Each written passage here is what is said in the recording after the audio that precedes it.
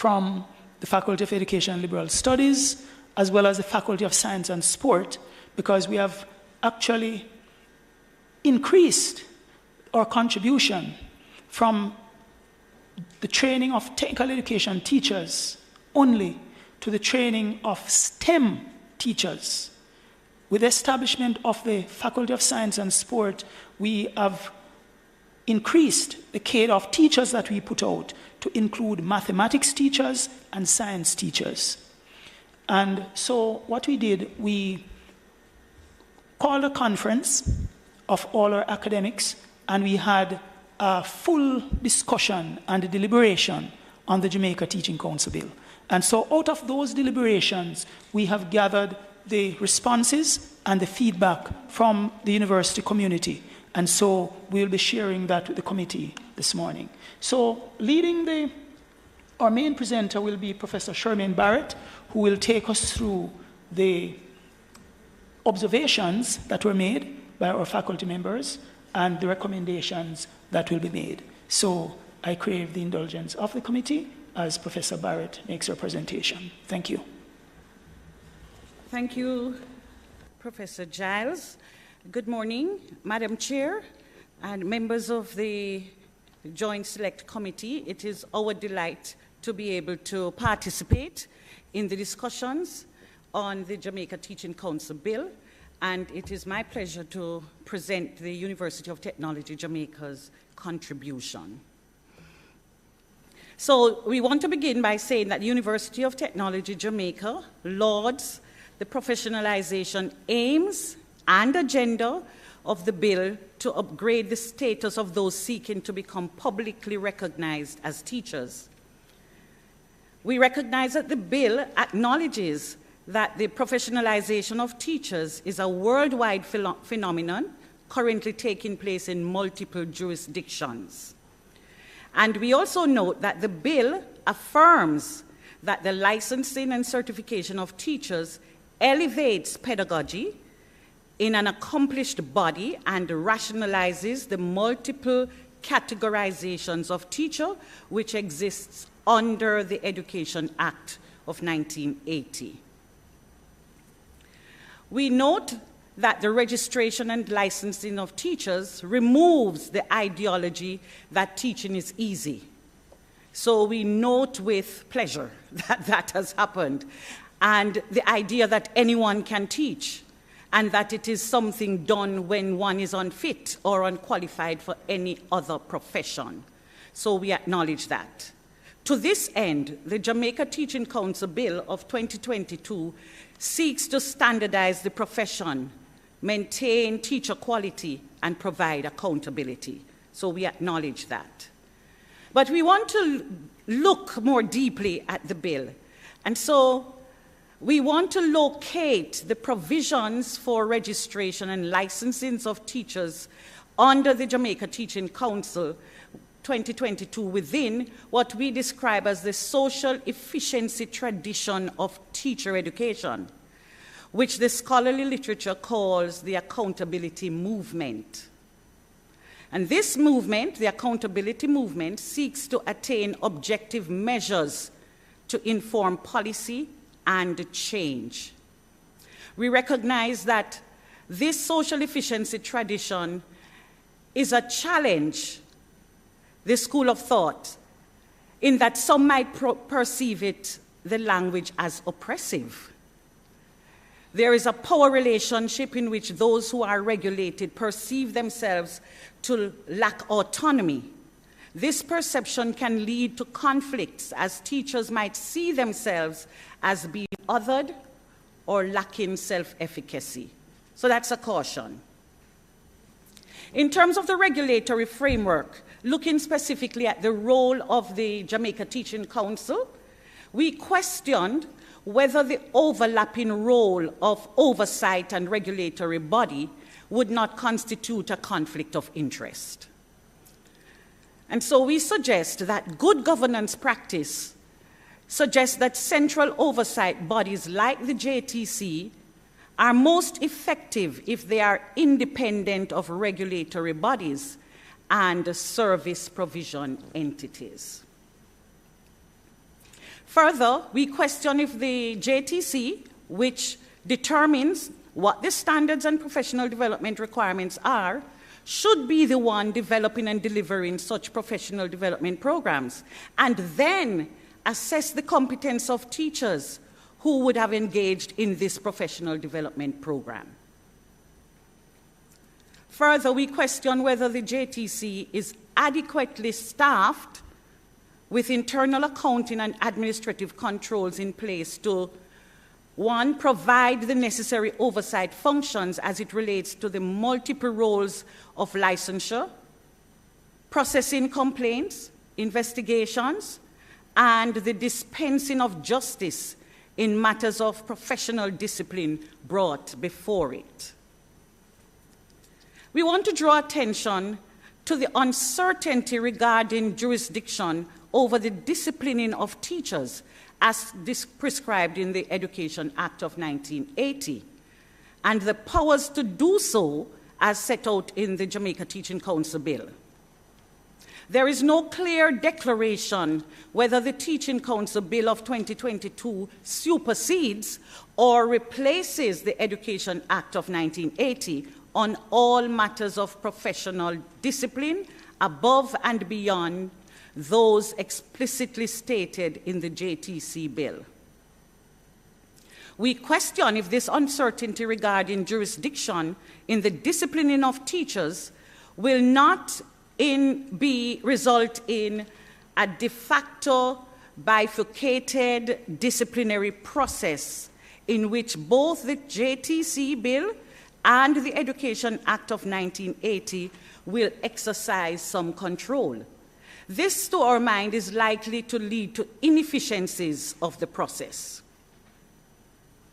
Continuing to look at the role of the Teaching Council, we are seeking clarity on how the role of the Jamaica Teaching Council in developing standards for licensing and registering of teachers relate to the current infrastructure provision for instruction and programmatic accreditation in a teacher training institution like the University of Technology, Jamaica. The accreditation of teacher training programs at the University of Technology, Jamaica is currently the purview of the University Council of Jamaica. Further, whereas it is stated that the bill is to be reviewed by a committee of both Houses of Parliament, with the first review within 5 years, it is, however, silent on how often they are to be reviewed by the Parliamentary Committee or by the JTC to clarify functions, ensure efficiency, and reduce the risk of conflict of interest. We turn now to look at the designation of the teaching profession. And in the preamble of the bill, it cites it as an act. That's the bill is an act to recognize and promote teaching as a profession, to contribute to improving the quality of teaching and learning in Jamaica. And so we question whether this designation does not clearly imply that teaching is not now recognized and promoted as a profession. The bill speaks to processing time for registration of teachers, and in this regard, we observe that there is no specified timetable in the Act or in any other regulation which speaks to the processing of licensing applications, since a teacher cannot be granted employment without being licensed. We question, therefore, whether this stipulation will not tempt persons into fraud or regulate them into forced unemployment if and when there are interminable delays, for example, for background checks. The other reasons for delay in processing teacher registration and appointment, which we are aware of under the current system. In terms of classification of different categories of teachers, we question whether this new designation of who a teacher is will remove the existing categorization of teachers in the Education Act of 1980, which speaks to pre-trained graduates, trained graduate specialist teachers, and master teachers. If this is indeed the case, is it feasible to have the total cohort of teachers in all subject areas as trained graduates with a bachelor's degree in education? And what of those already in the system who do not now possess a bachelor's degree in education? Is there any provision for in-service upgrading, is the question. On the matter of de facto registration for teachers who are already in the system, we question whether the suggested de facto registration and normalization of status takes into account what we term the bad eggs, which we know to be in the profession. It is assumed that all teachers currently working in the education system meet the fit and proper criteria and qualify for licensing. So this takes us to fitness to teach. In interrogating the fitness to teach criterion, as cited on page 4 in the bill, we question the scope and limitations on the definition.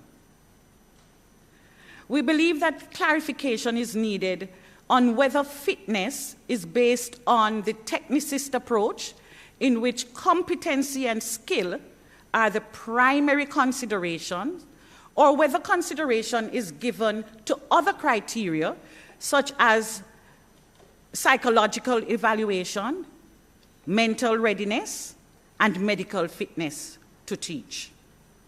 Further, in terms of fitness to teach, considering the crucial nexus between technical fitness and medical fitness to teach, we question whether adequate consideration has been given to how the one impinges on the individual's right to privacy and protection from possible discrimination on the grounds of disability.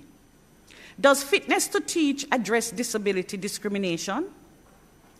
It is, of course, important to note that many disabled people or people with chronic illnesses may be fit to teach, just as some non-disabled people or those without diagnosed medical conditions may be unfit to teach. We further inquire whether the bill considers fitness to teach as a progressive accomplishment, or if it is assumed that once a teacher is licensed to teach, he or she has attained the required status of being fit to teach. If this status is progressive, is there a basic minimum standard of being fit and proper for those entering the teaching profession? The document spoke to ad hoc voluntary teaching, and in this regard, we wonder whether a person who teaches on an ad hoc voluntary basis is not susceptible to the same deficiencies and potential abuses which the Act seeks to guard against in persons who teach full-time for pay. And what exactly qualifies as an ad hoc basis? In terms of the protection of personal data, we strongly recommend that reference to the management of personal data in the Jamaica Teaching Council Bill of 2022 be explicitly subject to the provisions of the Data Protection Act of 2020 in a similar manner to the Financial Administration and Audit Act, Public Bodies Management and Accountability Act in Part 2, Section 13, Part Number 2. It is also felt that the bill should clearly specify which aspects of teachers' data will be publicly available. In terms of professional standards, will the standards apply to different categories of teachers in the same way and at the same rate, from beginning teachers to experienced teachers and master teachers? Will all teachers be assessed on the same standards with required abilities, experience, knowledge, skills, etc.? Could there be standards for beginning teachers versus those for experienced teachers? Will those standards be organized by content specialization and grade level? Questions for thought. In terms of continuing professional development, we are interested to know what are the core traits of effective standards for teachers that are to be reinforced and promoted in the continuing professional development framework? Will such standards simply address process and product? That's a scientific paradigm or the positivistic approach? Or will it include humanistic side of teaching? Greater clarity is needed on how the minimum hours of continuing professional development will be integrated, as this could impact teachers' regular teaching hours and time on task. Further on continuing professional development, further clarity is needed on whether teachers will be able to select the continued professional development they need based on their perceived individual needs and context, or will it be determined by and based on the needs of the institution? The pivotal question remains, who determines the content and standard for continued professional development activities? The document also speaks to self-reporting or voluntary declaration of voluntary declaration protocol, and we question the wisdom and feasibility of Section 30, subsection 4A and 4B, which requires a person charged with an offense or dismissed for disciplinary reasons to report to the council within 14 days. Is there likely to be voluntary compliance in such cases? It is noted that punitive sanctions detailed in the Act are only against teachers who fail to meet the provisions of the Act or fail to report dismissal or disciplinary charge. But there is no sanction or penalty for administrators who may collude with individual teachers or perpetuate a fraud upon the requirements of the Act. Should this not be a consideration? In terms of potential teacher, we are raising a potential, looking at the potential teacher shortage. And Section 24, Part 1 of the Act stipulates that a person shall not practice as a teacher unless A, the person is a licensed teacher, or B, the person is an instructor. We acknowledge that this stipulation is necessary for the upgrading of the teaching profession, but we question what provisions have been contemplated for the possible teacher shortage in some subject areas like mathematics and sciences, which provisions will most likely exacerbate, set against the background of teacher migration and a presumed shortage of qualified STEM teachers.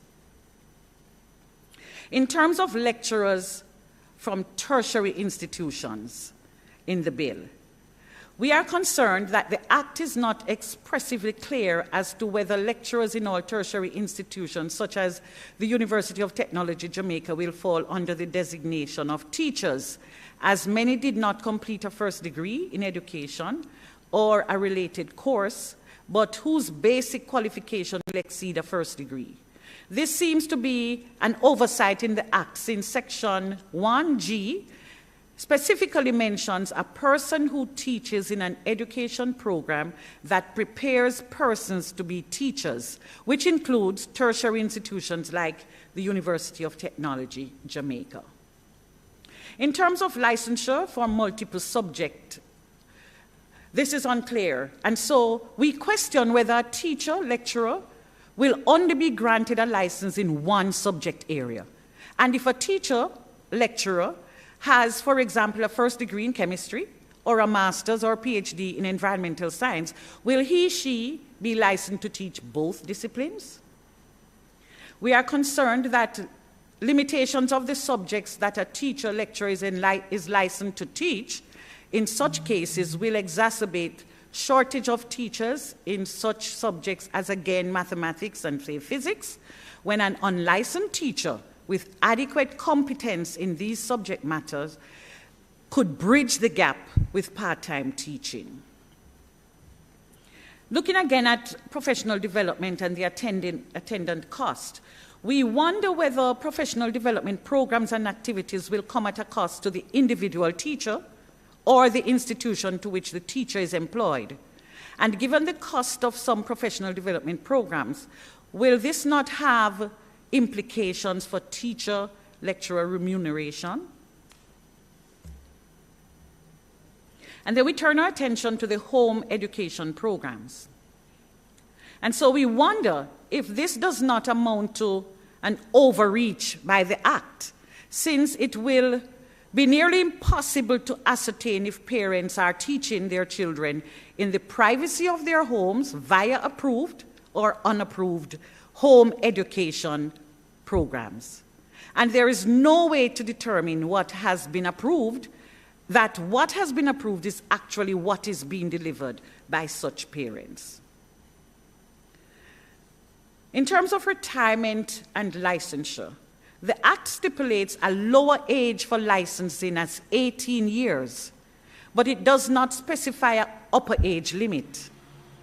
The question then is whether there is an upper age limit at which licensure will cease, and whether a teacher's authorization to teach ceases at retirement, even if that teacher's 5-year license might not have expired. We further question if there is any consideration for critical shortage waiver to allow for the continued licensing and employment of a teacher beyond the age of retirement, or the recall of a teacher who had already proceeded on retirement. In terms of mandatory licensing for teachers already in the system, the bill makes it clear that teachers already practicing in education system will have to be licensed. And so we question whether such teachers will be given support to ensure that they are able to meet all the requirements for licensing, and whether there will be a period of transition for them to meet the new standards.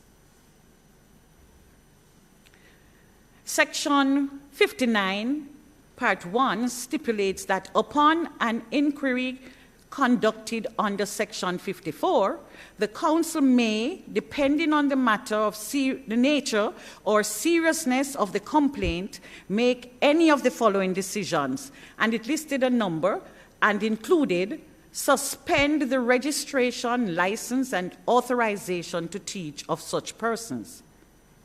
And so we wonder whether such suspension will be with or without pay, as provided for by the Education Act of 1980, but on which the JTC bill seems to be silent. And our final point is critical, and really speaks to the overall bill, and it's the absence of an English language policy from the Ministry of Education, which we note with concern that the Act insists that teachers be competent and certified in the use of English language, and this is endorsed since Standard Jamaican English is the official language of Jamaica and is the received language across the curriculum. However, the absence of an official language policy in the Ministry of Education invites a questioning of the basis on which the Act insists on the centrality of English in the Jamaica education sector. In addition, there is concern as to how competence in English language proficiency will be assessed. And that ends our presentation. Thank you for the opportunity to share. Thank you so much. You have asked a number of questions in this bill. I've noted, and I'm sure my colleagues would have noted, ones that are critically important for us to answer as well. But we'd love to hear from you in terms of not just asking the questions, but in terms of your recommendations as well. So at this point in time, I'll open it up to our members who may have questions. I do have some, but I will come in afterwards. Member, go ahead, member, please.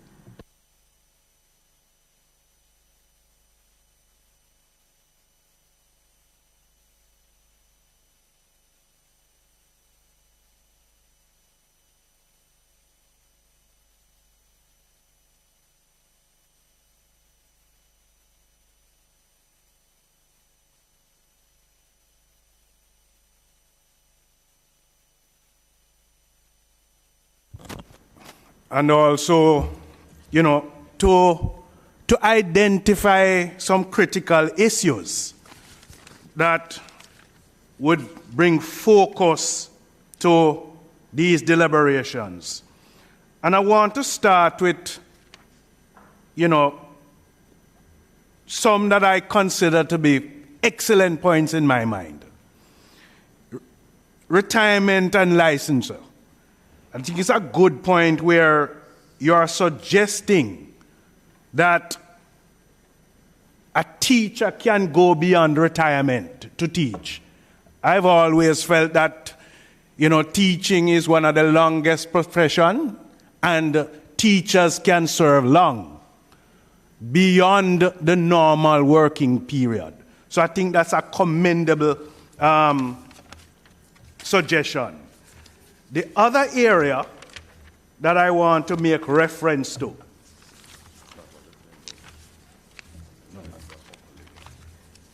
yes.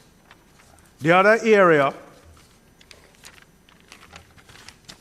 I share the view in terms of, you set punitive or corrective actions for teachers in terms of their registration. But you're also placing emphasis on the administrators to ensure that they also must stand by some sort of protocols. And I support that. The area that I want some clarification on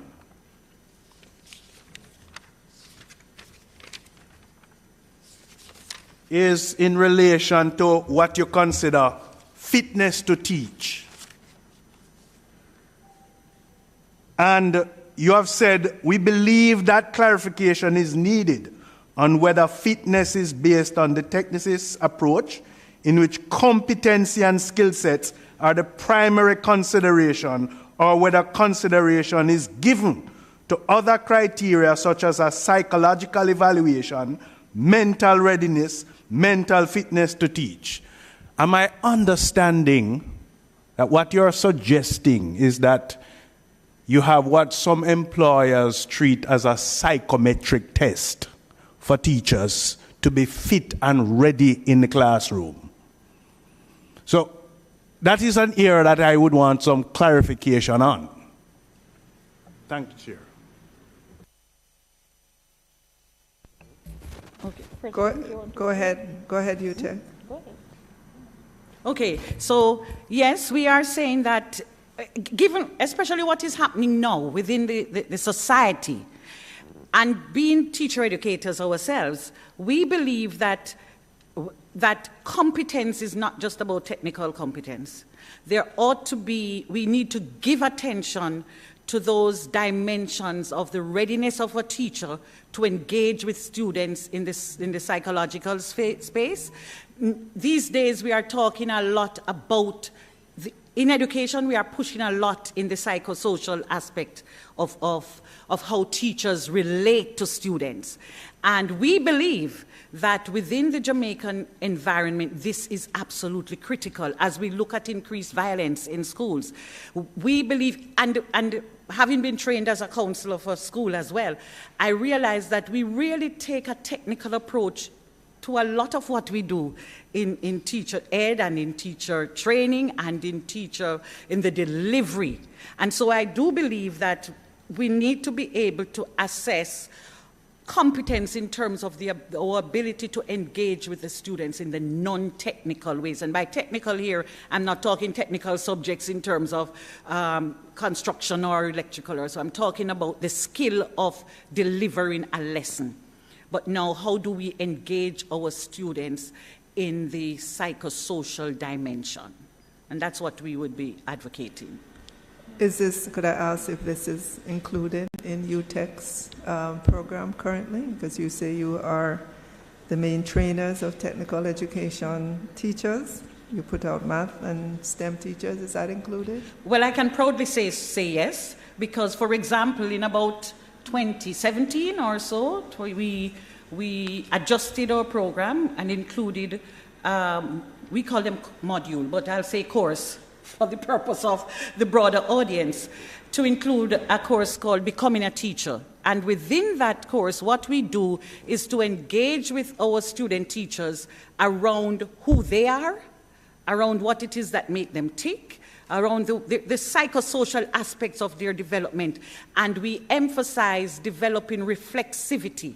That means the student teacher needs to reflect on themselves, reflect on their behavior. When there is an impasse between themselves and a student or several students, what is it that it triggers in you why you might be aggressive in your behavior? So, and that particular course is not delivered as a teaching, it's a sort of a workshop style. So they come, they have questionnaires to fill out, they assess themselves. So we do engage in that kind of, I'm very proud of that inclusion in our program. And you're advocating for that to be in the bill as part of Definitely. the training. I do believe that there is some aspects of it in the teachers' colleges, other teachers' colleges, because I as a dean, liaise with others. And so it's under teacher professionalism. It's covered in some regards. So it's not that it's absent. But for example, the depth that we go into in terms of having the students developing that reflexive behavior, that reflexive dimension that says you are not just evaluating whether your class was good based on did you accomplish the objectives, but did I respond to my class, my students, in a humane way, in a just way, those kinds of things. Just one last question. All right, and then after you, Senator Rodriguez. Yes. Just one last question in terms of a follow-up. So if it is identified where there may be any shortcoming based on the psychometric assessment, are there in your program support corrective measures that are taken to assist or aid the teachers? May I just clarify that we don't give them I have to be careful because a psychometric test. These are, you have professional clinical psychometric tests. No, these are tests that you do just for the students themselves to identify where they are. Right, so I want to make that clarification, yes. Member Rodriguez. Thank you. Let me first say thank you to the team from UTEC for the presentation. Quite informative, and as more than anything else has given me quite a bit that can be used during the deliberations after we have listened to all the presentations. But I have two questions based on things presented by Ms. Barrett. One, you said that the bill does not necessarily speak to how often the act is to be reviewed. And section 76, I looked back at it and you are correct. It just says from time to time. In your professional opinion, how often would you suggest that the act be reviewed? That's my first question. And then the second one is, you asked the question about whether or not the JTC bill the act will supersede or repeal the Education Act. What is your opinion on that? Sorry, could you repeat the last one? The last one, when you were speaking, you mentioned that the Teaching Council Act of 2022, you said it wasn't clear whether or not it supersedes or repeals the Education Act of 1980. In your opinion, should it repeal the 1980 Education Act or should it supersede, or neither?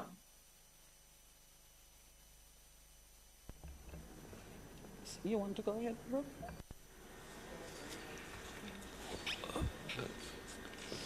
Chair and member, we do not take a position as to whether one is better than the other. Our main concern is that there are certain specific aspects, such as the matter that relates to discipline of teachers, that we believe needs to be clearly placed in one or the other. So it is quite okay if we have the Education Act covering certain specific things and the Jamaica Teaching Council Act covering certain other specific things. But what we do not want is ambiguity as to where the jurisdiction lies in terms of certain very specific things, such as the disciplining of teachers. Thank you. Okay, thank you. And the other question? And in terms of the timeline, we did not discuss together a recommendation as to the timeline. We just questioned whether that there needs to be one that's clearly articulated. Member Hamilton? Chair. Good morning, and thank you for the presentation. I just wanted to piggyback on a question that was just asked in relation to disciplinary action, because there is a transitional provision in Part 11 that speaks to orders made under the Education Act, which would be deemed an order made under this new bill coming into effect.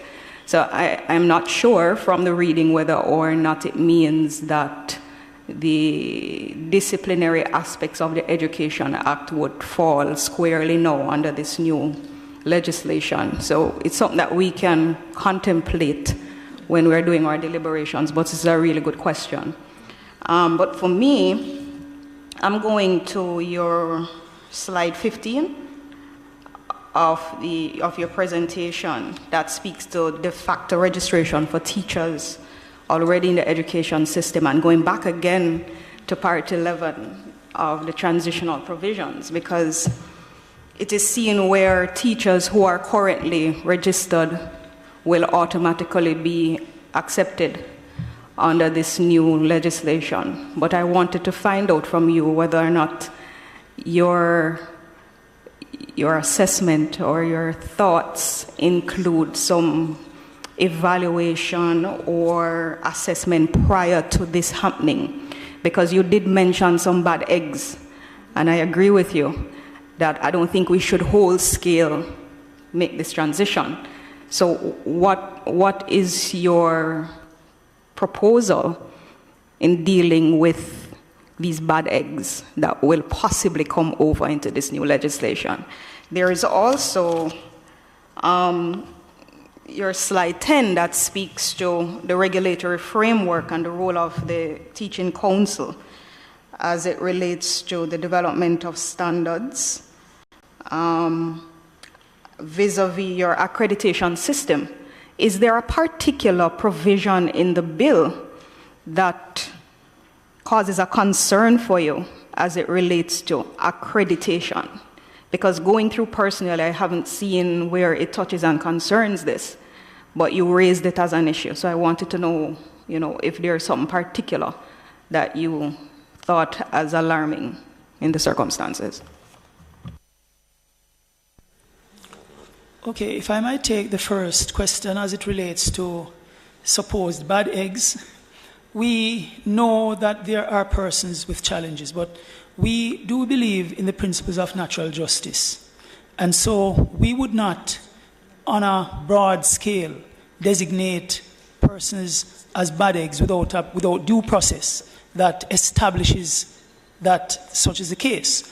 And so our recommendation would be that the new bill does not disturb the practice of those who currently teach within the system to say, okay, unless you prove yourself to be not a bad egg, you can't come across, right? What we would recommend is that there be clear provisions that allow for persons who are not meeting up to the standard to be evaluated, and there is a mechanism whereby they can be fairly assessed and for continuing in the profession. But at what point?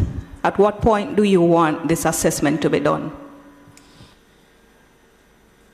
Well, we would want that to be done as a part of the ongoing process of maintaining the standards within the system.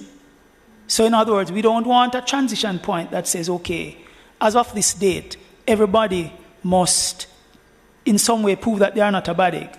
And if they can't do so, then they're out of the system. That could create problems for the entire system, because we can suddenly find that we don't have enough teachers in the system, and we do not want to do that. So I think your fears can be allayed, because based on my reading of the legislation, that is being provided for.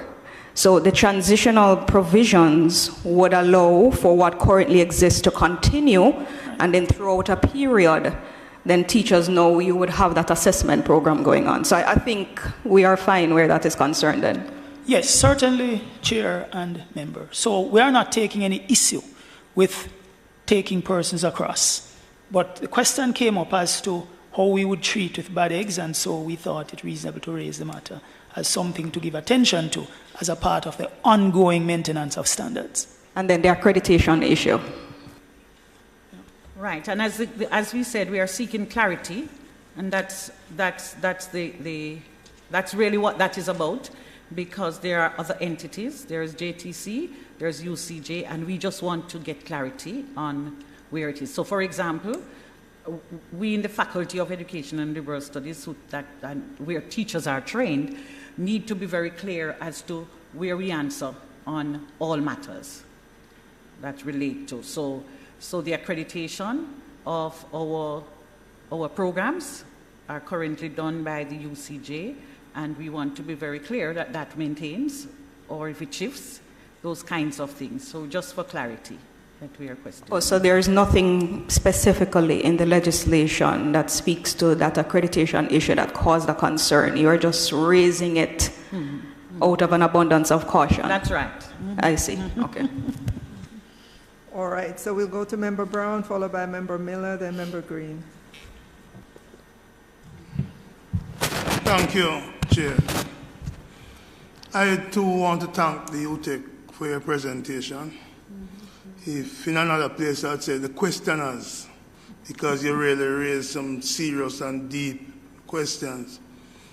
The chairman has said that would love to hear from you as to whether or not there are suggestions that you would want to advance relative to some of the questions. So I have a set of questions I want to ask.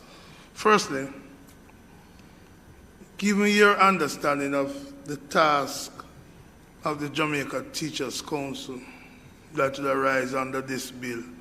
What size organization would you be looking at to fulfill all of those tasks? And I raised that as the first one, especially in a country with limited resources and the need to avoid duplicating. And that also could lead to the next question. Do you believe that the Teachers Council should, part of its mandate should be the disciplining or the current system of discipline, boards, etc., ought to be maintained and not include disciplining under the Teachers Council bill? And I note that the current thing is it may, it doesn't say it shall discipline, it may, if certain reports come to it, carry out that discipline. Do we need it there in the teachers' bill, or we could leave the existing system of discipline under the Education Act in place? You raised the issue of the current definition of teacher in the bill, as distinct from in the Education Act. And am I correct that what you're saying is that it will leave out the current definition that is in the bill, the definition in the bill, in this bill, would leave out some of the categories that are covered now under the Education Act, such as, I think you said in slide 14, pre-trained graduates, trained graduates, specialist teachers, and master's teacher. Are you of the view that we should retain that definition, at least for a transitional period going forward, rather than get to the point where every teacher needs a first degree? Given the state of our education system, ideally we want to get to this definition in the bill. But how do we get a transition, and what timetable would that transition, in your view, require before we get to what is required in the bill? And I note also on the definition that you raise a point that is of interest to me, where it says the definition requires a first degree, but you're saying there's some people with PhD who wouldn't qualify as a teacher, yet they are critical for imparting knowledge. Would the words "at least" then allow for us, in the definition, at least a first degree, allow for coverage of people like those you mentioned? Also, you raise the issue of different levels of teachers, whether or not the professional upgrade, a professional development program, would treat everyone the same, or it's going to be varied. And who, you ask, should set the professional development program? And the question I ask you is, who do you think should set that, and how do we relate to the different categories of teachers?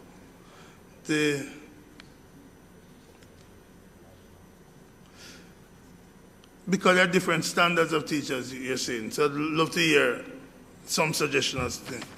Another question that didn't arise directly from your presentation, but might be helpful to me as I pursue the development of a good bill, or the best bill we can, is there are in the country now people performing extra duties outside the classroom. So there's maybe some specialists teaching mathematics, and parents send their children there and get good results. In your view, would this bill cover what some call the extra work industry, where there are people out there, including students? I don't know, at the University of the West Indies, for example, there's a group that pre-university, and it's the students on the campus who teaches them and help them with their various exams. Should there be a role for those people continue, and for what I call the extra school, the extra work industry, who are specialists who may not even be in the classroom now, might have been in the classroom before, and would therefore qualify under the current definition and would not be licensed? Or is there room for those to remain in the education system? Chairman, those are the questions I want to put on the table now for response. Thank you very much, Chairman and member. I'll respond to some of the questions, and our expert in teacher training will respond to some of the others. We want to make it very clear regarding volunteer teachers and other persons who contribute to training whether an informal basis or not for pay. They should not be excluded. We are very clear on that. For example... What of for pay? Sorry? What of those who do it for pay?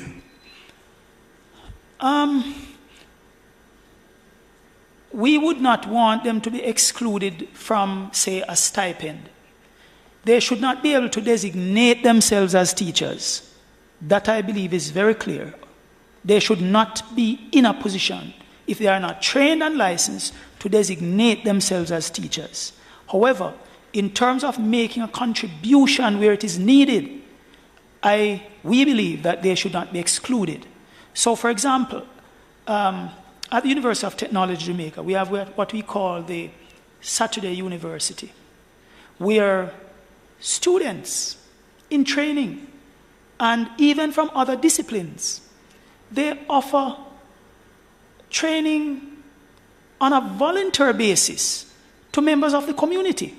And this, we believe, is a very important part of the university's contribution to nation building in helping to support development within the community. We also have volunteer clubs and societies on the campus. For example, the ACRM, African Cultural Renaissance Movement, which has its base on the university campus, that has facilitated many persons from the communities surrounding the university and from further afield, making the transition to doing subjects at CXC and so on, and eventually getting into the formal system, some of them not having done well in their initial stint through the formal system. And so we would not want the bill to be so restrictive as to prevent that type of volunteer effort. But you raise a question as to whether or not for pay. I cannot speak specifically about a salary, right? Because they should not be able to designate themselves as teachers without being licensed and trained. But it should not exclude them receiving a stipend, because if people have to travel from their place of abode and so on to come to a point to give that kind of service, there must be a way to help them with some of the out-of-pocket expenses. So we would not be averse to an allowance being made for that, but we accept that they should not be able to designate themselves as teachers if they are not licensed. Should they be, just to ask a question, should they come under the term called authorization to teach? Called what? I'm sorry, I missed the term, Minister. If I understand you well, you're arguing for a carve-out for persons who are not registered, they're not licensed. Yes.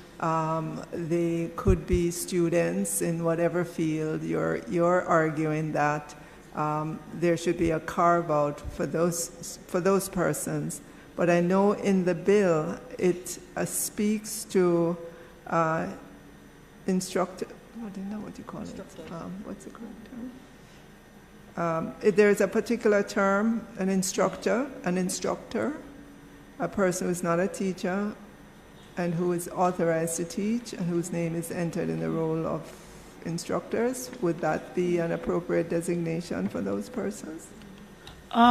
Chair, my understanding of instructor is a little different. I'm thinking in our context, say at UTEC, I'm thinking of instructors referring to persons who might not be trained teachers, but they have professional competencies that are useful in training students. So, for example, we have a master golfer who can assist in training students in the practical aspects of learning golf as an elective.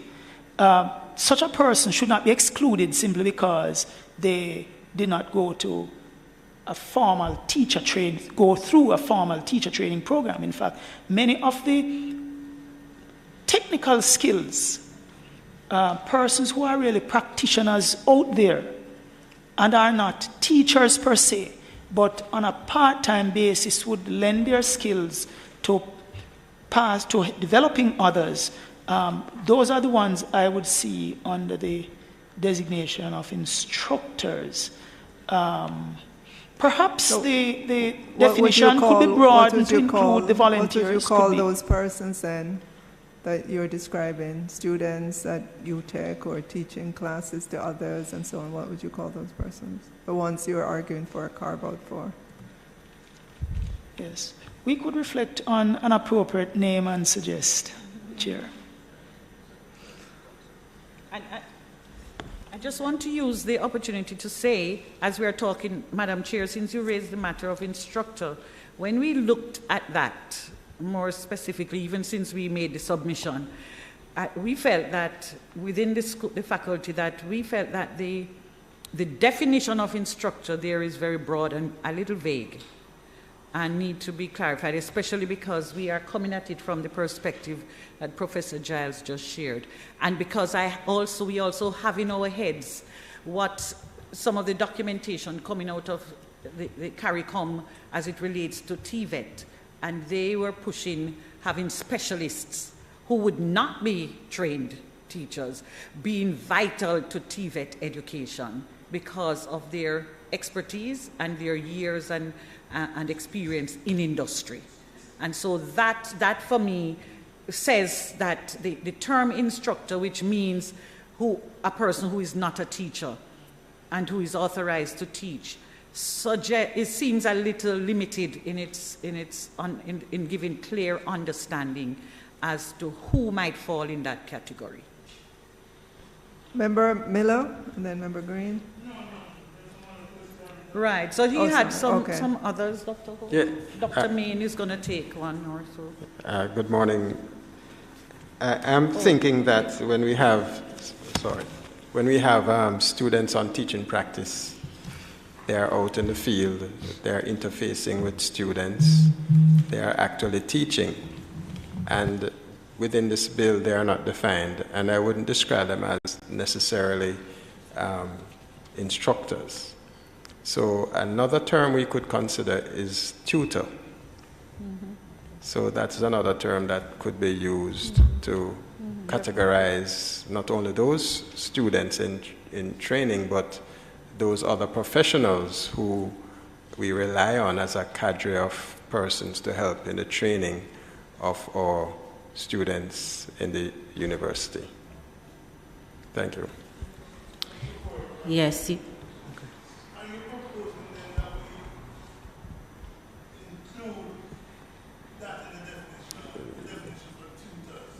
That's correct. Yes.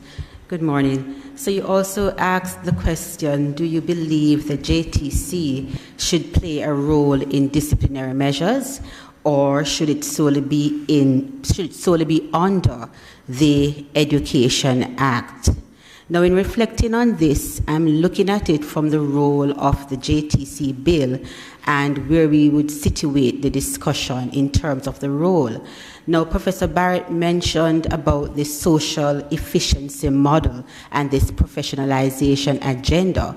Now, the sole role here is really analysis of tasks, development of skills, developing knowledge, attitude, skills, shape the individual, but also to manage and control the profession. So from my end, I believe that the bill should play a role in discipline measures as well. But that can become a concern as under the Education Act, that might be an issue because it should be represented there as well.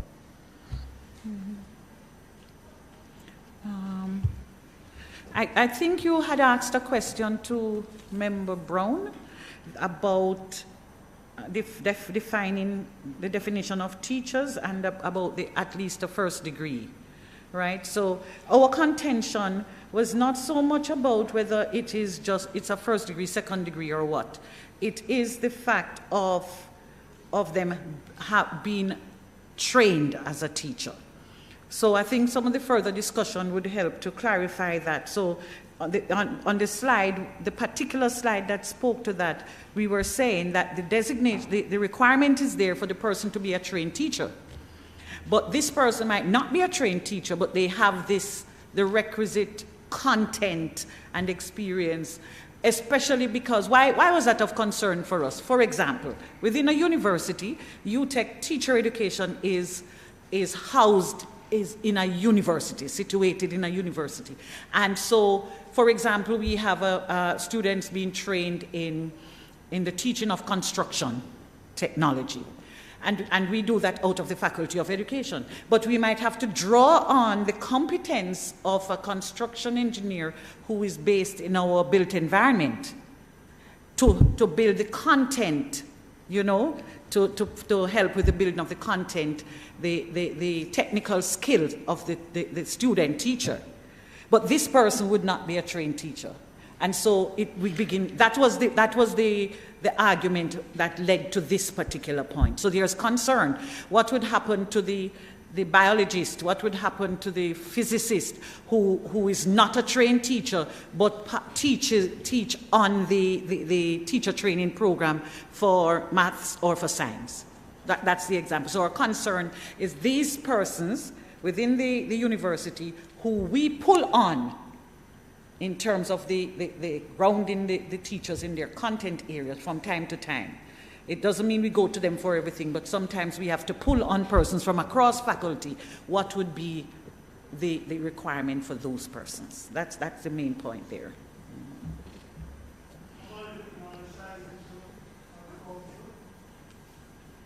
Yeah, was that a question President, that you'd ask? We don't have a decision on that, right? Yes, on the size. Mm-hmm. Member Miller. Thank you, Madam Chair. Let me thank you for your beautiful presentation. I would love to arrest your minds a little bit in terms of slide 14. I am of the view that what the Act is trying to create is an orderly way within the profession. I am of the view personally that sometimes you'll have some master teachers and some persons who are trained in a particular field, but they're not trained teachers. Mm-hmm. I'm of the belief that those persons, as you stated in your slide asking a question, is there any provision for in-service upgrade? We know for a fact that there are some teachers that are out there, once they matriculate with their Bachelors of Science in education, some of them really don't upgrade themselves. And we are of the view as well, personally, I should say, I remember a couple of years ago, I think it's 2000, there was a policy for untrained teachers that they should go back to matriculate with a diploma in education. And there was a plan then, Madam Chair, that persons should not be employed if they are not trained teachers. So I'm of the view that even a year upgrade, a diploma in education that one must possess. And that's my view. In terms of slide 11, continuing professional development, greater clarity is needed on how the minimum hours of CPD will be integrated. As you stated, which is very important moving forward. What would be your recommendation in terms of what you have listed here? What recommendation would you give to the committee? And in terms of the status of lecturers from tertiary institution in the bill, slide 26. You stated that is not explicitly stated in the bill in terms of tertiary institutions. I'm in full agreement with that. And what would you want to achieve by giving this concern in terms of this seems to be an oversight in the Act in terms of tertiary teachers explicitly stated in the bill? Those are my questions, Madam Chair.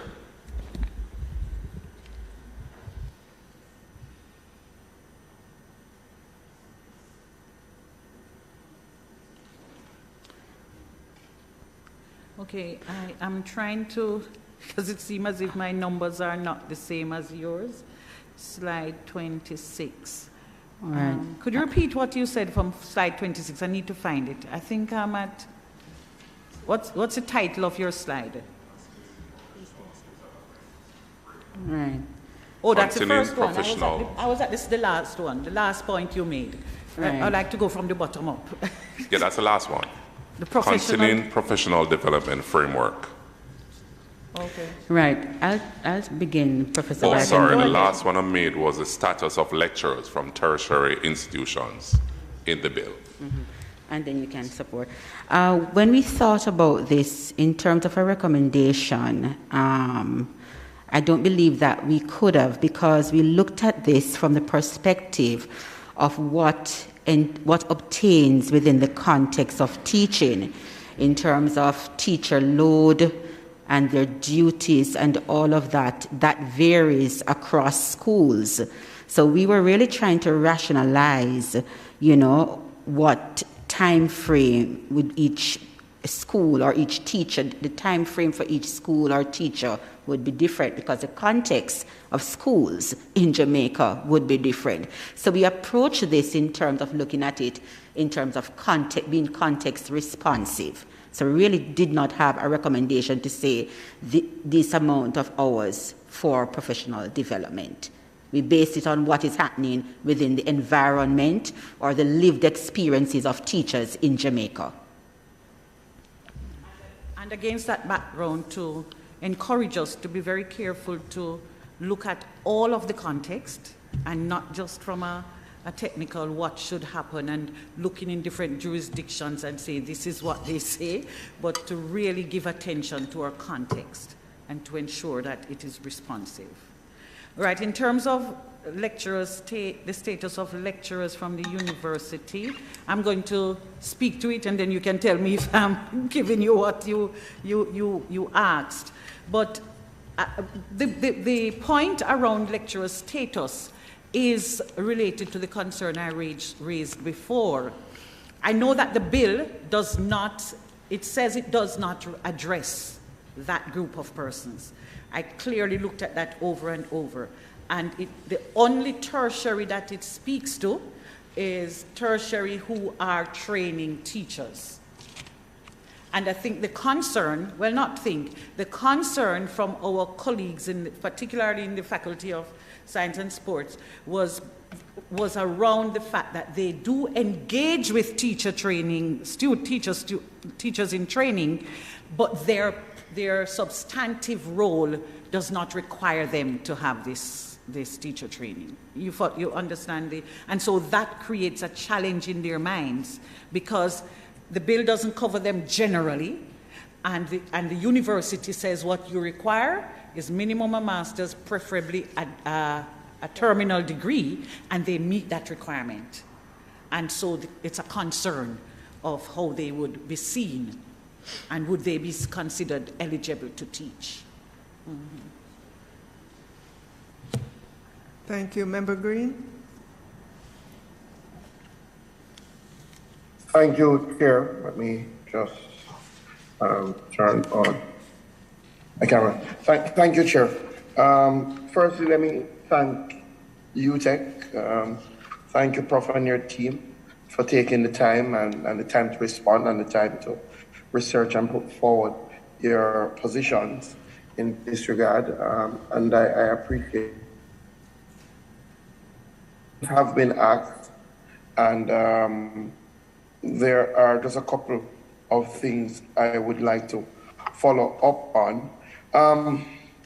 In relation to your comments regarding the processing time for registration, while I do not agree with how it has been framed, what I get you to be saying is that, one, there needs to be a communicated, specified time in which teachers will be registered, and where there are delays, that the teacher not be made worse off because of delays that are caused, occasioned by the JTC. That's what you're saying in relation to processing time? It sounds like you capture it. So they should not be penalized in that process by any of the ways that we have identified there. Okay, understood that. So that is fair. I was very excited when I saw the point that you have made, that clearly under the framework, all the teachers who are now in the classroom, based on the provisions of the Act, they will remain in the Act after the Act comes into place, and there will be a transitional period. So you have made the point that may result in the de facto registration and normalization of what you have termed bad eggs in the provision. So when Member Hamilton asked if there was a suggestion in that regard, I was a little disappointed. I thought you were going to put forward a proposal regarding how could we, I think all of us would agree that we don't necessarily want to maintain what you've termed as bad eggs in the teaching profession. So I'm again asking if you have any suggestion as how we could sort of out those who are really not doing well, not helping our children progress. Any proposal in that regard? As the President said, we are refraining from giving any general directive, but from a teacher education perspective, some of the things we have to consider as we are doing that, it's because from a teacher development perspective, my perspective as an educator is about reform. So whatever we do in that process is that we have to be aware that there is the possibility of bad eggs. And whatever we do to evaluate that process of persons becoming licensed must have an application to it. And in that process, that's a good opportunity for us to check. But the caution is what Dr. Main mentioned earlier and in our presentation we spoke about it, this tradition of being punitive. So the caution would be, it is not that you're going to be cut off the system now, but that teacher could be given a period of time within which to adjust. You understand? So you make some adjustment over this period of time, and we look again. So those are the things I would like to add to the thinking. I do have a general question. In your experience, have you come across teachers in the classroom that are not fit for the classroom, and really that their continued engagement in the classroom does more hurt than good for students? And if you have come across those teachers, do you believe that there should be a framework to get those teachers out of the classroom?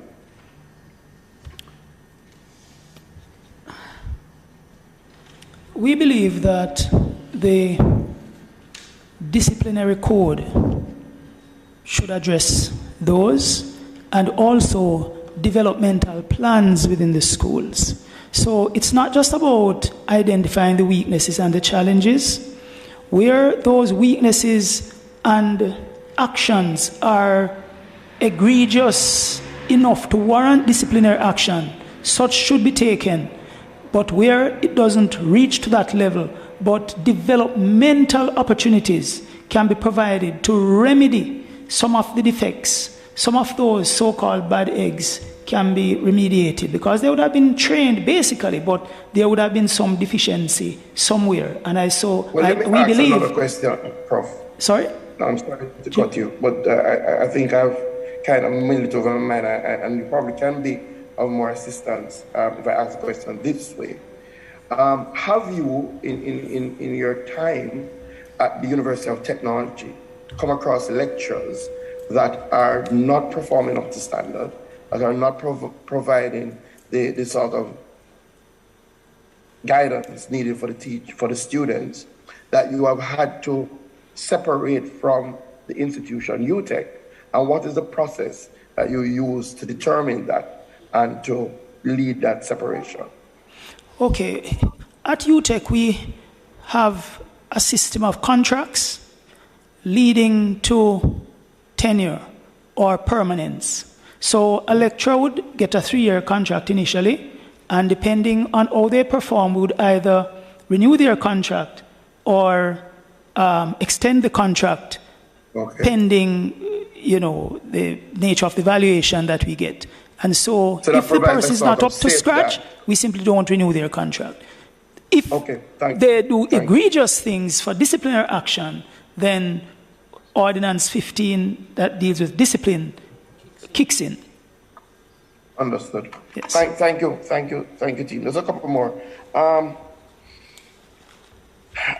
not sure about the points that have been raised regarding potential teacher shortage. Clearly,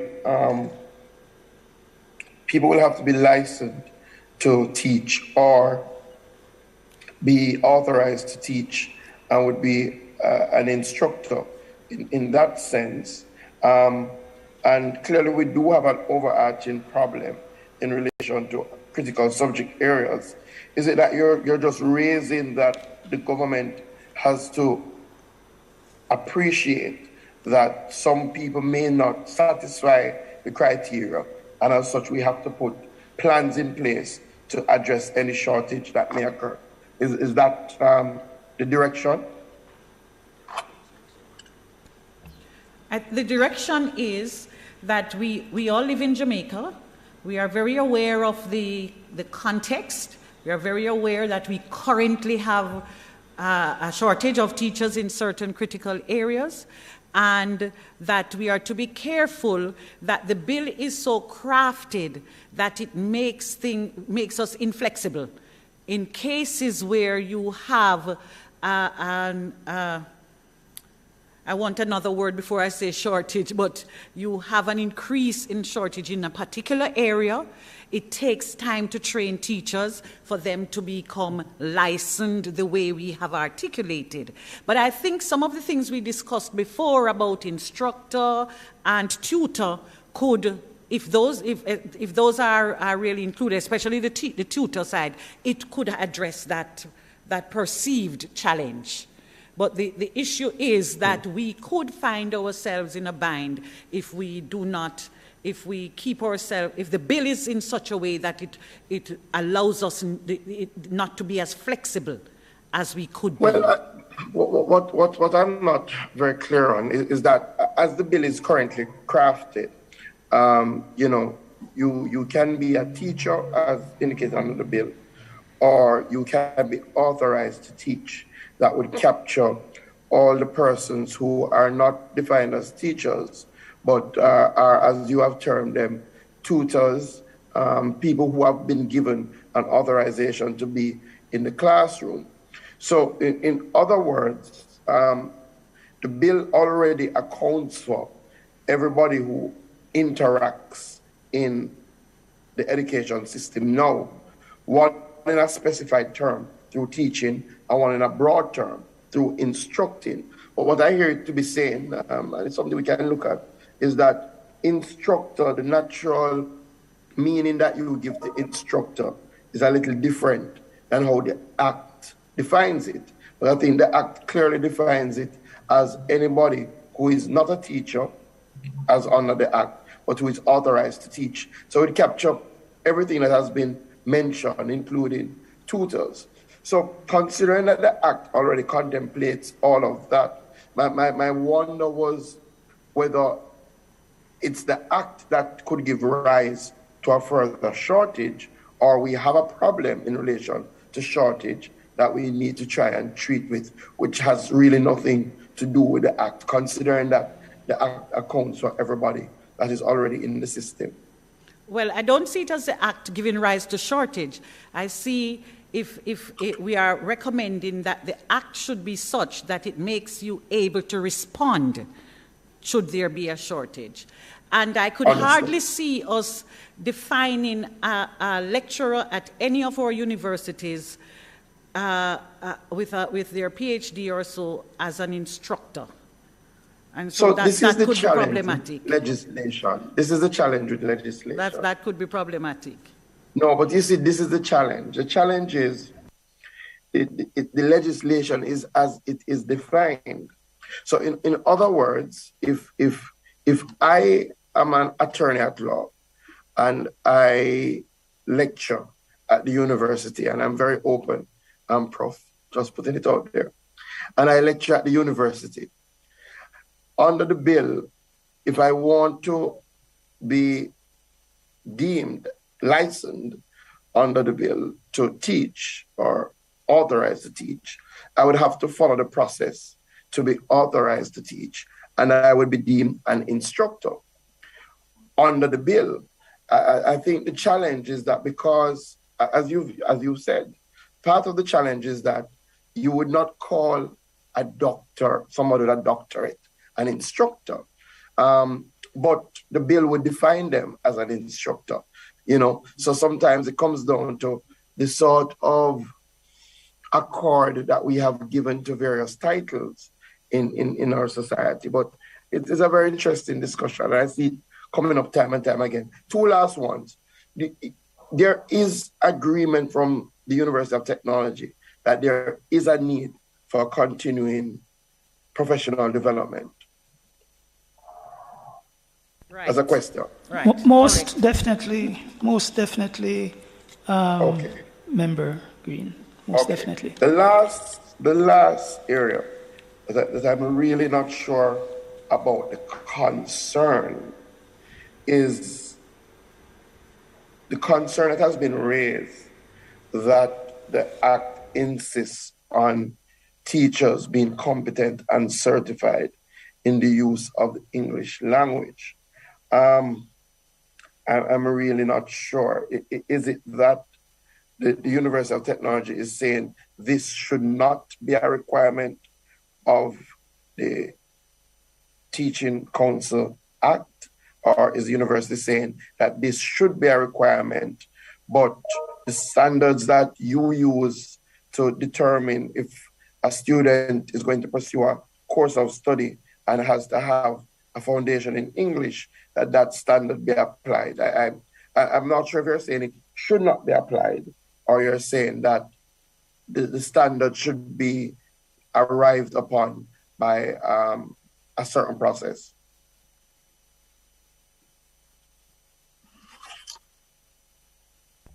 I'm trying to. You are a little muffled when you come across, so I have to be working hard to hear you. Apologies. So my question is UTEC saying that teachers should not be competent and certified in the use of English language? Or if UTEC is not saying that, is UTEC speaking to the standard that should be utilized to determine whether a teacher is competent or certified? So are you saying this should not be a part of the bill, the need for competence and certification in English, or are you saying it should be, but? What we are saying is that, as you will see, it says where is this? The absence of, there is the point that I want to say. This is endorsed. So there's no question about our position. Insist that teachers be competent and certified in the use of English language is endorsed. The attending factors of ensuring the concern about how competence in English language proficiency will be assessed is part of the challenge that is being put forward. Understood. Understood. Thank you very much. Thank you. You've been very helpful. Thank you. Thank you. All right. Thank you. Thank you, Member Green. One question. Going to put up my hand, sister. I'm sorry. But I was trying to put my hand up, but I don't see the option. But I'll wait. All right. So I'll ask the question, and then Member Hamilton, and then Member Morgan. Going to continuing professional development framework.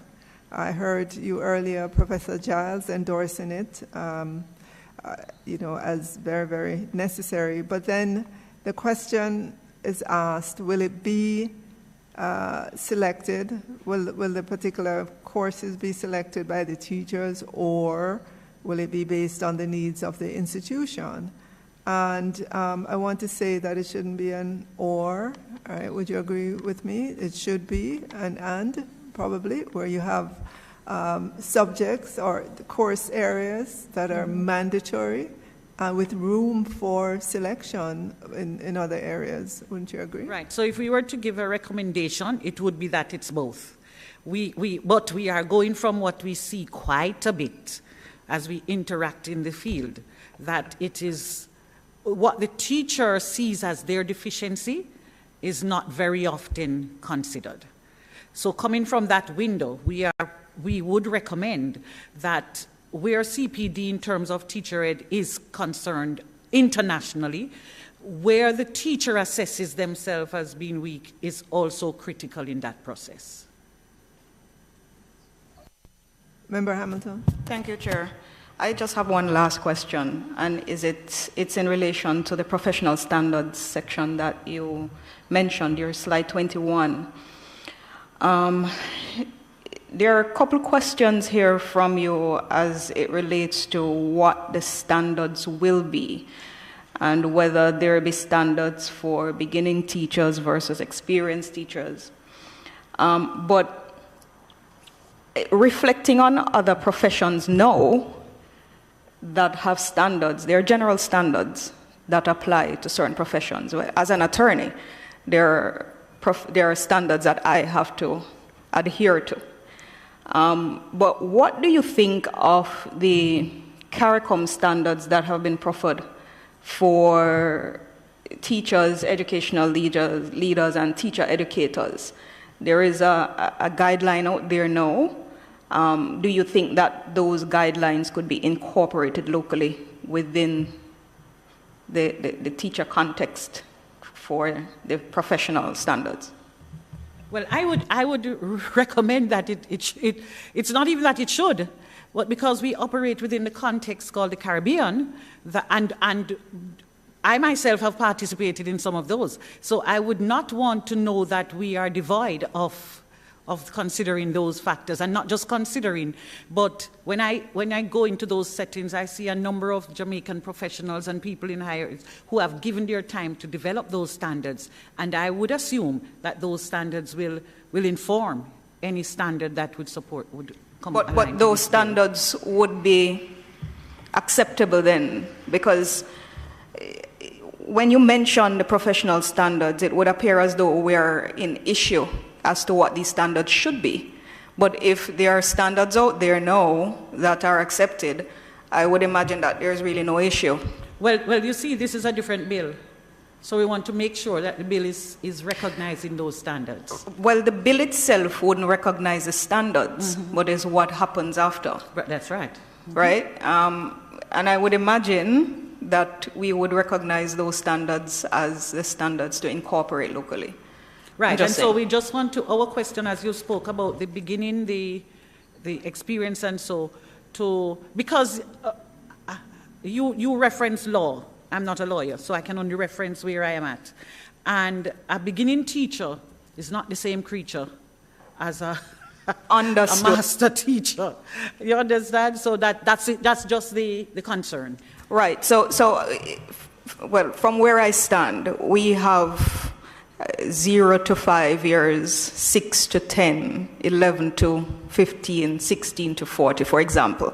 So I would imagine that it would, follow similar guidelines as it relates to teachers and where they fall. But standards, there are general standards that we should all follow. Definitely. And then there are these particular standards now based on where you are in your profession. I get you. Okay. We agree, yes.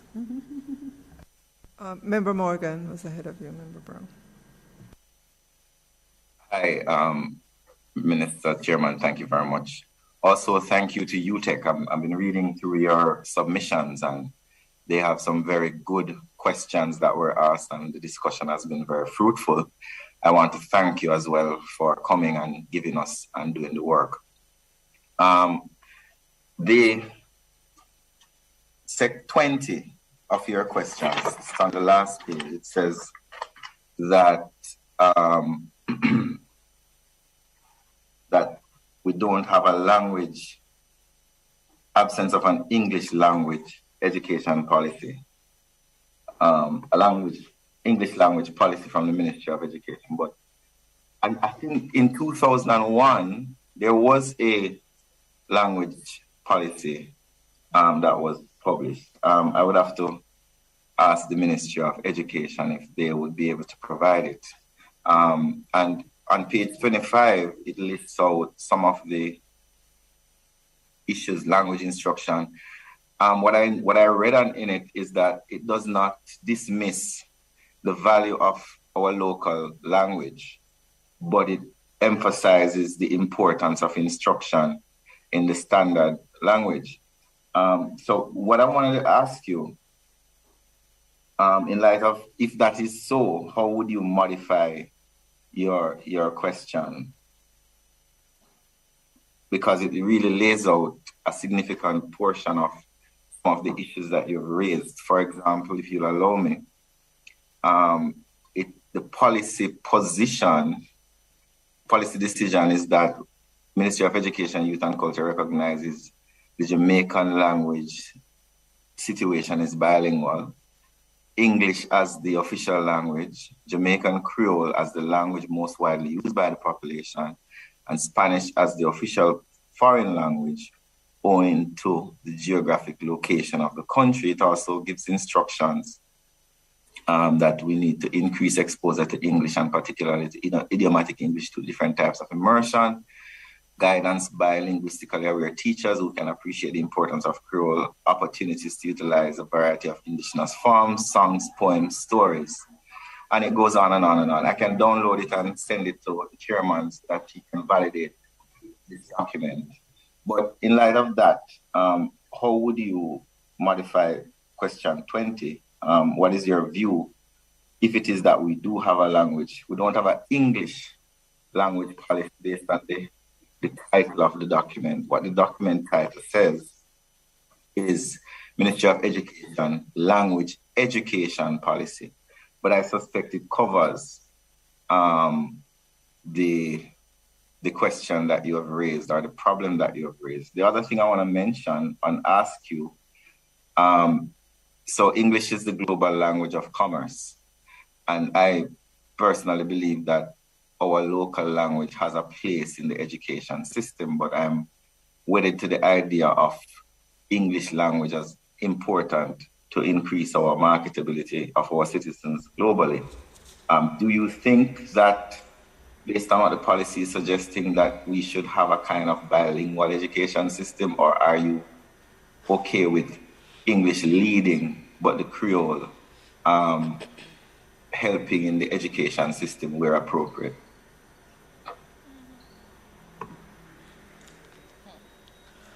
The way I would respond to that is, when you come to a session like this, representing a university, you bring a composite of different views. So none of us here are experts in that field, but we represent our colleagues. And I would hear them saying, the last part you said about a bilingual, that's what you said, is the argument that my colleagues who have been involved with the ministry, I will not call any name, with the Ministry of Education, so they are highly informed about what exists and what doesn't exist. But what they push for is that bilingual approach. And if we don't go as far as the bilingual, it's indeed, as you say, English leading, but a real, I wanted to say, an absolute appreciation of, like, as with many things we have said today, the key word is transition.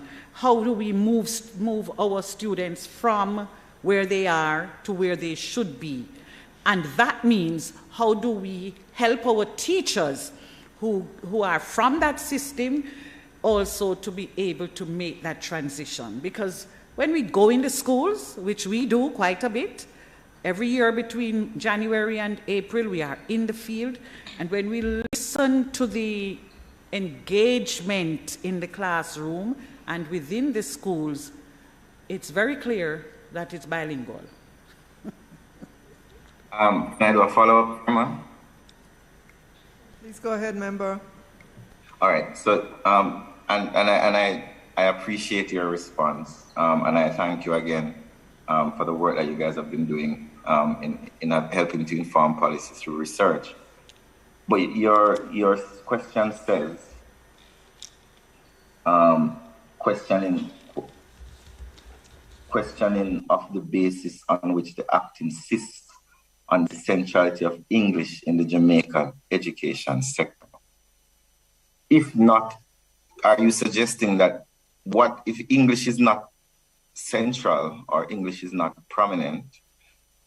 Are you suggesting that we have another language being prominent? Because the approach has evolved over the years where English is, the ministry says children must learn English. But at the same time, recognizing the reality that our Jamaican Creole, or Patois as they call it, does play a role in instruction. So I'm a bit confused about the statement or the question about the centrality. So if English is not central, based on the fact that English is the what will make our people competitive and what will make even our teachers competitive globally, what do you think should be central? I think I want to respond by saying that, again, we go to the thing that says that, the section of the paper that says that teachers be competent and certified in the use of English language, that this is endorsed, since standard Jamaica English is the official language of Jamaica, and it is a language in which the curriculum is received. The issue here is, as I said, an official language policy. It is argued that that is absent. The issue here is that as to how competence in English language proficiency will be assessed for the teachers. So that's the issue. It's not whether English is the language, because we already acknowledge, and the experts in the field acknowledge that and say yes. Where they are now is questioning, and they are pushing, really what they are doing is pushing for an explicit policy, because as I said, they have been working with the ministry in this regard for a while, and here they are seeing this as an opportunity to push this further. Chair, if I might. I thought, Member Brown? Okay. Was it Member Brown? Okay, Professor Charles. Okay, thank you very much. I know the comments that have been made by Member Morgan regarding the existence of a policy, and we are grateful that that has been pointed out, and we will certainly encourage the circulation of that policy so that everyone is knowledgeable of it. Thank you, Chair. Earlier I said that there's no reference of a tutor in the definition, but my colleague, Senator Gale, has pointed out that on page 5 of the bill, there's reference to a private tutor. It says, means a licensed teacher or instructor who offers professional teaching services for a fee, pay, reward, or other consideration determined by the licensed teacher or instructor. Is this sufficient? Because this would require that tutor to be a licensed teacher. Am I of the view that the tutor you had in mind did not require a teacher license? That's correct, Member Brown. And I included teachers in training also. That's where you have a faculty of teaching that deals with teaching. But I come back to what has been a successful program at the university, the pre-university education, which the teachers are students of the University of West Indies who have gone through the same course that they are teaching. This bill would exclude such a program. And I know the ACRM have been there from the early 70s. Forgot what my brethren used to name. But it is those who are going to be paid and who are not licensed teachers, who are not trained teachers. What role for them under this bill would you envisage, if any?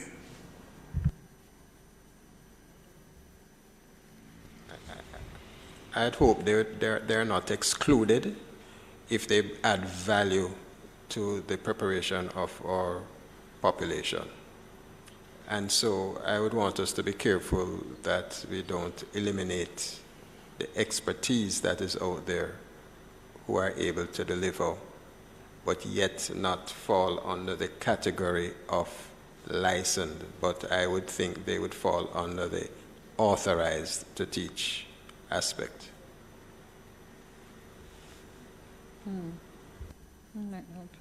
Authorized. Member Hamilton.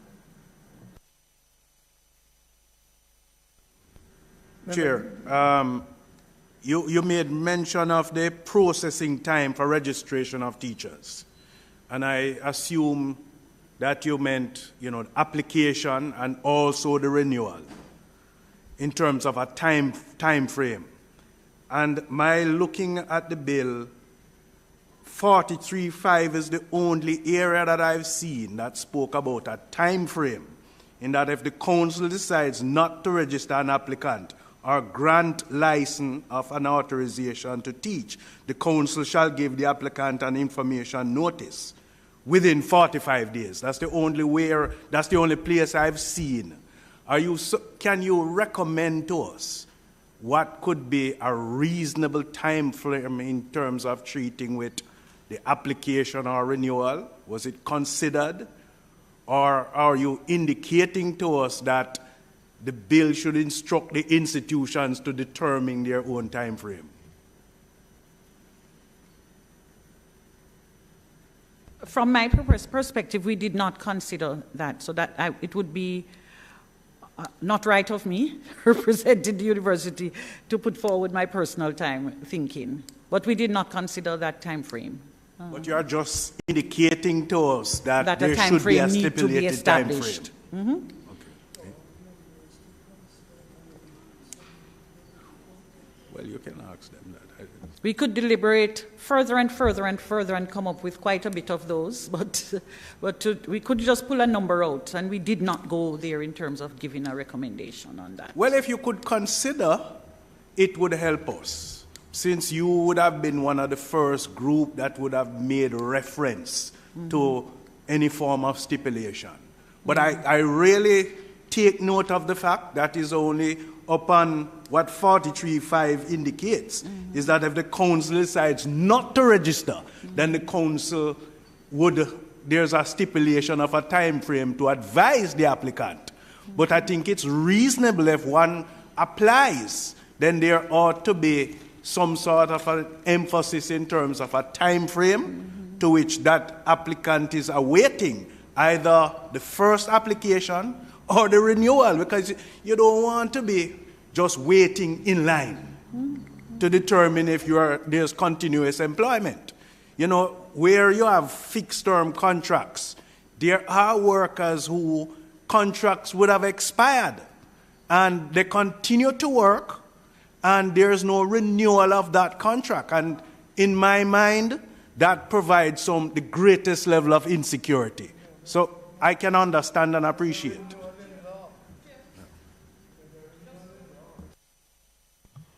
Just for information, remember, going through the legislation just now, I went to 44.5, and it says, if an application for renewal of a license or an authorization to teach is made before the period the license or authorization to teach expires, the license or authorization to teach is taken to continue until the application for renewal is decided. If you take this provision and what you just mentioned in terms of 45 days, it would mean that there is really a window there. It's just that it's not explicitly stated. Yes. This deals with renewal, so what I've seen. Yeah.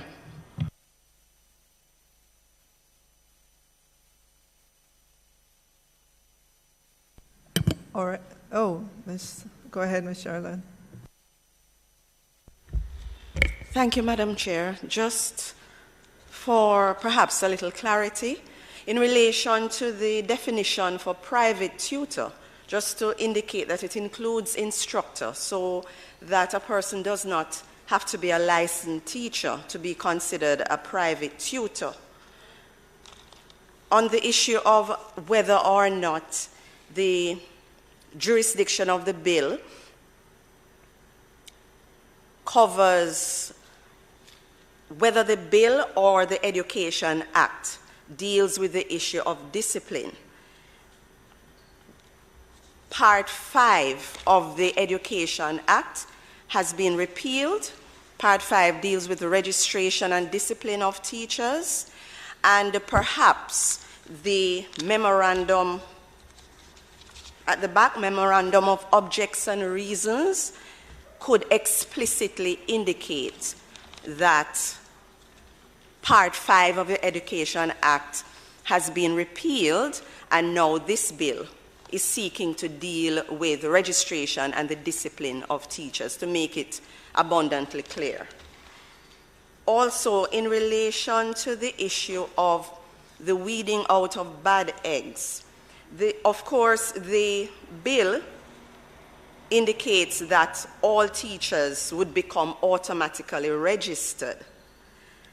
However, the question is, at the point of licensing, whether or not that is sufficient to deal with the issue of weeding out of bad eggs, because of course, based on the bill, there are a number of things you have to satisfy in order to be licensed. Thank you so much. It looks like we're, Mr. Brown? Just to clarify, is Mrs. Douglas Sherland saying that the Education Act will no longer deal with, because it's going to be repealed, the section, no longer deals with the issue of discipline, and the Teacher Services Commission would therefore be void relative to, and so this is now going to be transported to the Teacher Council bill? Yes, Senator. So the Teachers Council is going to take up all of that in addition to professional development and everything, which come back to the size issue. So maybe at some point, somebody could give me an indication of what is this infrastructure that is going to be established, given all of these roles, especially in discipline.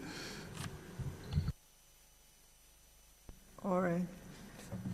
So at this point, I want to thank the team from the University of Technology, Professor Colin Giles, Dr. Haldane Johnson, Professor Charmaine Barrett, and Dr. Hope Main, or Dr. Marianne Brown. I'm sorry. No, sorry, I've said it. Sorry, Dr. Hope Main. I take it Miss Marianne Brown was not here today. So I want to thank you for all the questions that you've brought to us today and for the recommendations. It's clear that you would have thoroughly looked at the bill. I hope you're leaving with a better sense of the bill. I hope you're leaving with answers to some of your questions. Of course, our next step would be for this committee, the Joint Select Committee, to meet with our technical persons to go through the bill clause by clause, to take on board suggestions, recommendations that would have come to us that we deem to take on board to make this a better bill, which is the purpose of having this Joint Select Committee. So I want to thank you again for being here and being as thorough as you have been. Thank you so much. It's our pleasure, Minister. Thank you. Thank you. Good. You're free to go.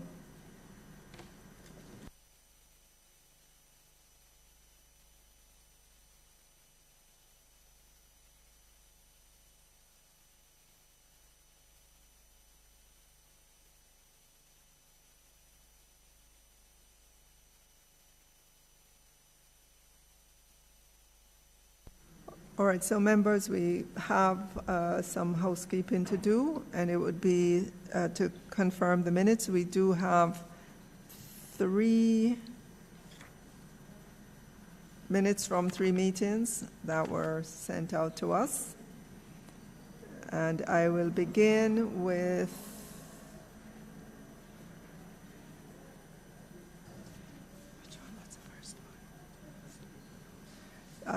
minutes for April 21.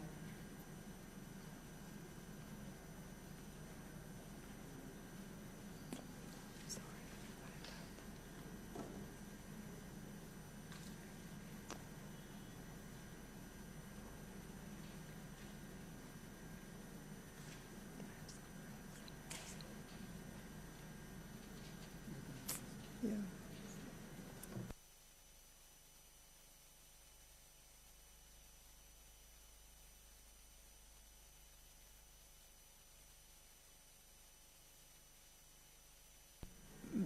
So minutes of the meeting of the Joint Select Committee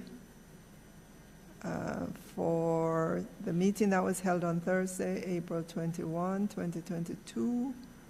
We'll go through on page 1.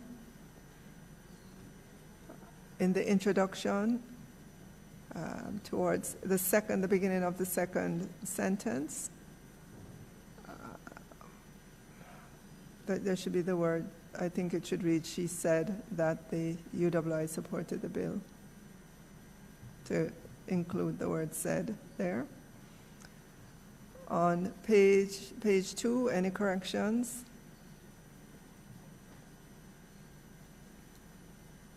In the function of the Jamaica Teaching Council Bill, subclause 7.1q, just a spell check for focus. The last sentence. She focused the inclusion of teacher training. We go to page 4. In the middle of the page, starting with Member Green commented on the proposal. In the middle of that paragraph, he was concerned that the suggestion was made to have appraisals completed solely by school administrators. And I think we should delete in light and put given that this was the current case. Move on to page 5. Page 6.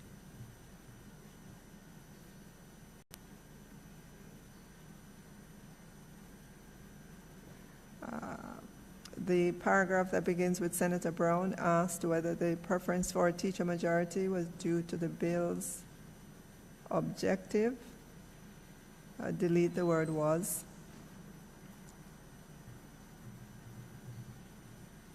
Page 8. Page 9.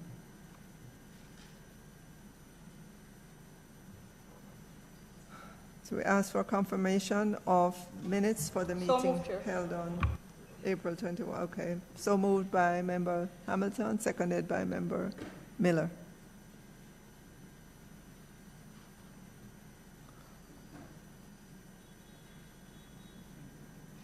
Or we'll move on to minutes for the meeting held on April 28.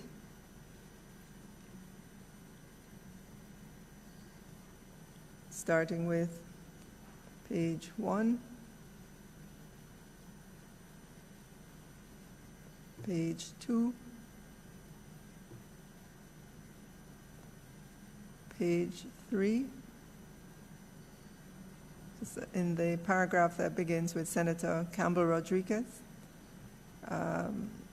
towards the last sentence, Reverend Gregory sought clarity on whether the question addressed deportment. Senator Campbell Rodriguez clarified that the issue was the authority given to teachers to address issues on deportment in light of, and I would delete that word, and put in light of schools not following advice from the MOEY.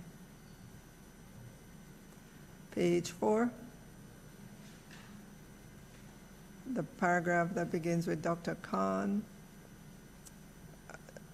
Second sentence, the chairman explained that at the board level for schools, and I would put that are trusts and denominational schools. So delete there or that. So, and put that are trusts. Page 5.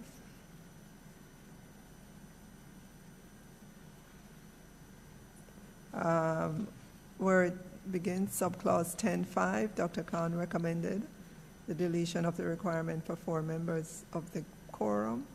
I would reword that to read for meetings to register and license teachers.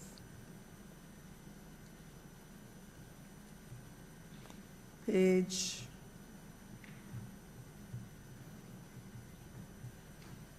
6. At the very the very first paragraph, Senator Campbell Rodriguez said that suggestion made was, and I'd write, as a result of the current process not working very well. Not very. And then when we get down to the paragraph that starts with Reverend Gregory, Senator Brown stated that Clause 50 said may, which was an opportunity and not a requirement for the council to be, didn't quite understand that terminology, a reception base of the complaint. Do you remember, Member Brown?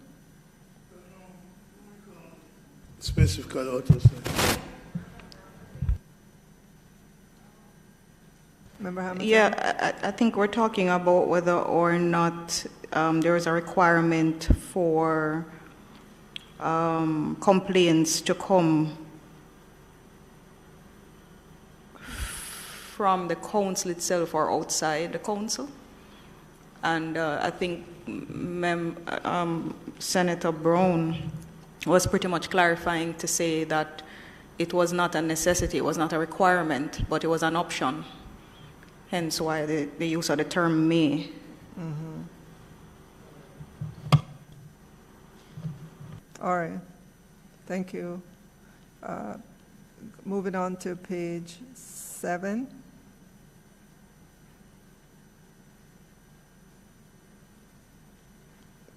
Page 8. All right, we ask for confirmation of the minutes for April 28th. So moved. Chair. By Member Gale, seconded. Member Hamilton. All right, I'm going to ask for the third meeting to be deferred to our next meeting.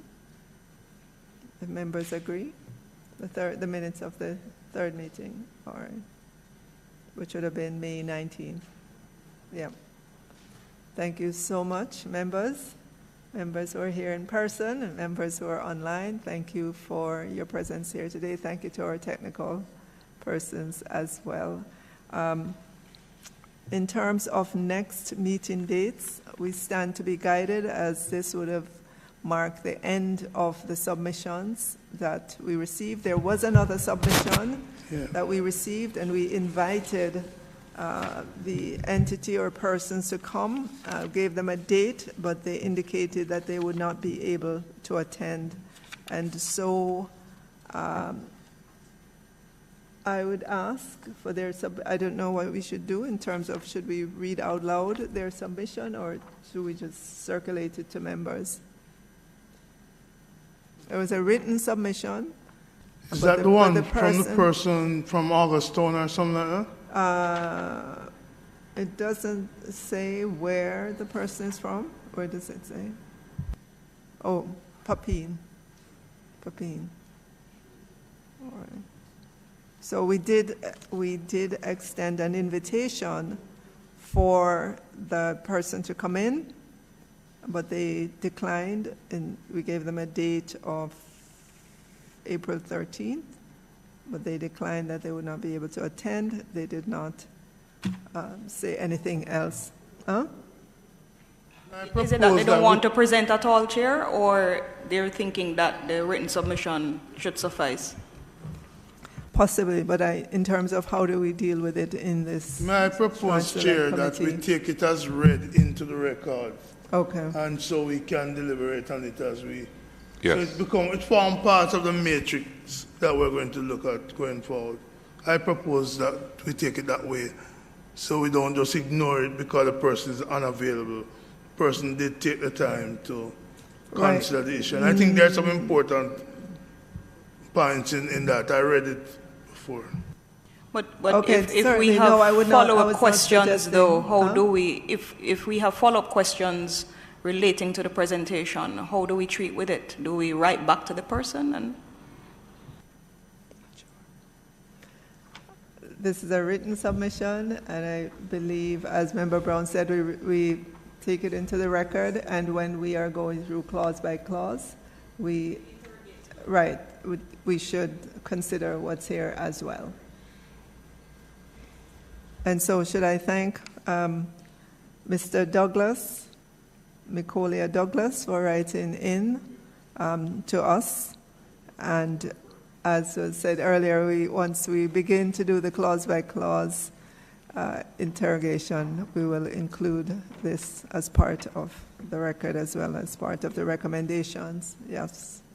And so in terms of next meeting date, given that we're at the end of the submissions to the Joint Select Committee, we would have had 5 different organizations present. We go now into looking at the bill clause by clause, but I would suspect that the technical persons would need some time to collate the various clauses with their recommendations. We have here a next date of June 2nd at 2 o'clock, but if that's too early to do that, we could go to June 15th. And so we want to hear from you, Ms. Sherlin, and Ms. Anastasia Gordon-Jones. Minister, the question is whether June 15 is an appropriate time? Right. It's sufficient time for you to do all the collation of the recommendations as opposed to the bill, in terms, because we have to look at the bill clause by clause and deal with the recommendations that come into us to see whether or not we accept or, we decline. I believe that the matrix is normally prepared by the House. Correct, Mr. Nash? Right. And so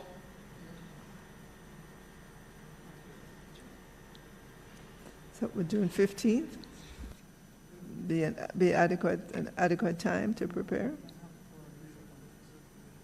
Okay. So our next meeting date would be Wednesday, June 15th at 2 p.m. Is that realistic, Chairman? Because the matrix have to be prepared. There might very well be work in progress already. Then it has to be circulated to the members who would need to be able to look at it and come back. So if it's 2 weeks, that's fine. But if it's impractical, let's give that consideration now and not set ourselves up for failure. Okay, so I'm looking at Mr. Nash.